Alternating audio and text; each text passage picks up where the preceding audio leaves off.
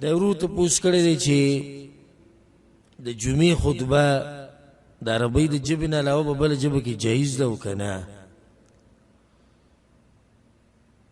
الجواب په دې باندې خو د فقهاو اتفاق دی چې غوره دی چې خطبه په عربۍ ژبه کې، خو اختلاف په دې کې دی چې د عربي ژبه د خطبې دپاره شرط دی او که نه. بعض علما وایي شرط دی که د مخامخ خلک په عربۍ پوهېږي او که نه، بعض وایي شرط دی خو که مخامخ خلک پرې نه پوهېږي بیا نه. او بعض علما وایي چې نه، دا غوره طریقه ده چې په عربۍ دې وشي، خو که چېرته مخامخ خلک ناست او د هغوی ژبه عربي نه وي نو بیا په عربۍ کې نه کوي. او ناشنا خبره ته دا وکړمه، زموږ د اکثر مولیان د خپل مذهب نه هم نه خبر. د امام ابو حنیفه رحمه الله هم دا قول دی.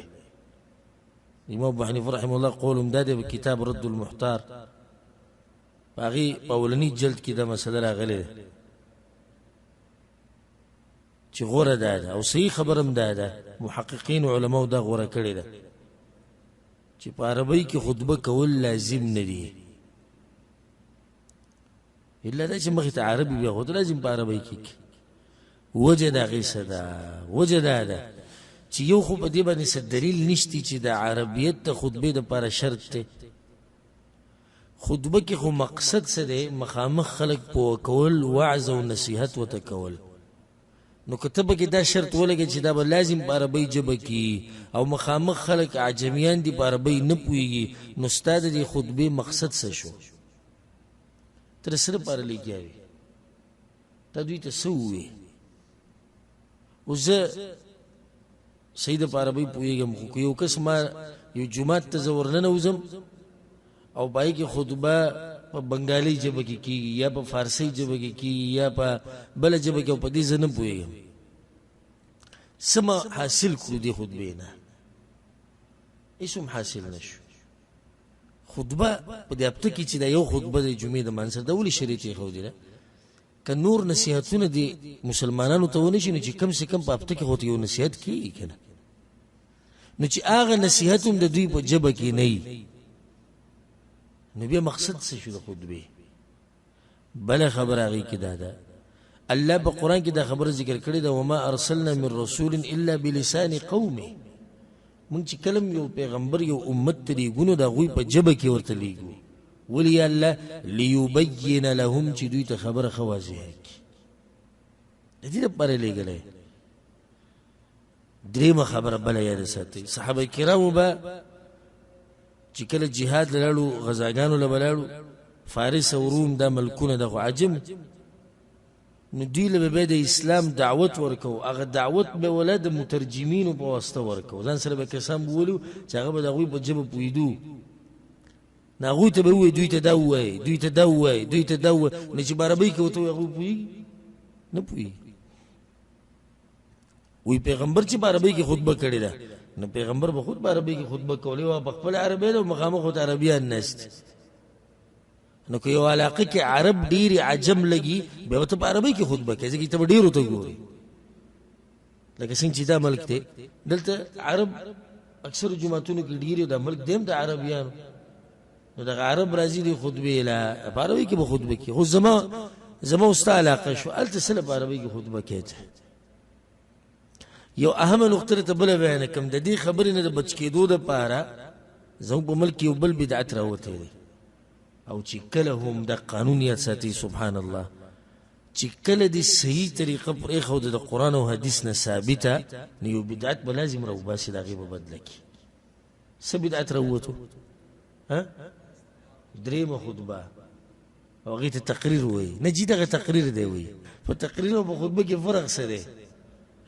تقریر خطبه کې څه فرق دی؟ دواړه دې ته وایي که نه چې یو کس لږې خبرې کوي. د پښتو دا خطبه چې راووته زموږ په دې ملک او ته تقریر وایي، دا تقریر ورته به دې وایي که خطبه ورته وایي بیا راباندې عوام رد کوي چې پیغمبر خو به دوه خطبې کولې، نو مولوي صاحب تا خو درې وکړې. وایي نه چې دا خطبه نه، دا تقریر و. ښه صحیح شو، تقریر و. دا درېیم تقریر د کوم ځای نه ایجاد کړو په دې ځای کې؟ وایي دا چې خطبه په عربۍ کې نشي کېدی. چا ویلي چې په عربۍ کې نشي کېدی؟ کته چې ته دا خبره منلې وي قرآن او حدیث پرانا کې هغې نه ثابته خبره ته به دا کار نه کړی بل نقصان دی. خود دغه تقریر له څوک راځي نه راځي تقریر د بل تقریر دی. نو د جمعې خطبې له چې راشي بیا خو اورېدل لازم دي، خو تقریر له چې راشي نو اورېدل لازم نه دي لازم. بلکې بیا اکثر دا خلک پیتاو تم ناسي ګپ شپ هم لګي. مولوي صاحب سره سپینګیري ناسي خو شا کې 215 دغه 220 سپیډ خطبې چې کله وخت راشي نو ټول را ورسي دا خطبه و شرموله دې به ودرېږي په منبر اعوذ بالله من الشیطان الرجیم بسم الله الرحمن الرحیم انا اعطیناک الکوثر فصل لربک وانحر ان شانک هو الابتر. بیا به دو دعا ووایي کیني بیا بس بیا به کیني خبره مړه خطبه مو و شرموله. دا خطبه دې ته وایي چې دغه سورة الکوثر پکې او سورة اخلاص پکې وي دې ته خطبه وایي. بله دا دل ورزیم نه فاربې کې خطبه لازم به یو تقریر مخکې تقریر ته کې خو نو ظالمه کدی منلې وای دا خبره چې خطبه په پښتو کې کېدی شي نو بیا به دغه مشکل نو دا ګډ وډ عربي به د باندې بیان راتله دا چې ته وې په یو منټ کې دا به د باندې بیان راتله نو چې سره په دوسته سمات نه شي زه په پښتو کې خبرې کوم خو به پوهیږي تاسو خوازه خو که زه په عربي کې دا مسله تاسو ته بیان کړم والله کې به پوښ هیڅ په نه پوهیږي.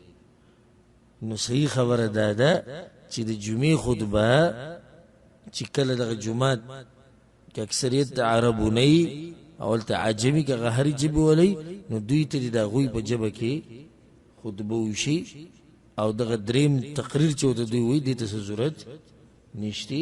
خطبه د اول نه شروع شو ښکلې خطبه د اخره پورې وشي. بل دا چې خطبه اورېده چې رالی بیا لازم دي پای کې اخوا دېخوا نشي کولی نو دا عوام به هم تا ته صحیح ناسي خطبه به هم هغې باندې به هم پوه شي او د دغه ګډې وړې عربۍ نه به د هغې نه به پکې هم بچ شي. والله اعلم.